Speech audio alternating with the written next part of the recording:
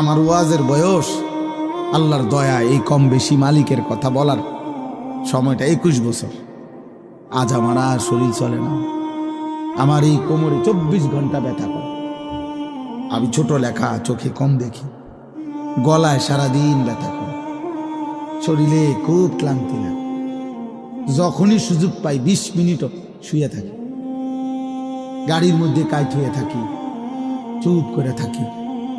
সকালবেলা ঘুমাইলে বাসায় 2-3 জন লাগে উঠাইতে ডাক, মানে এতটা ক্লান্তি।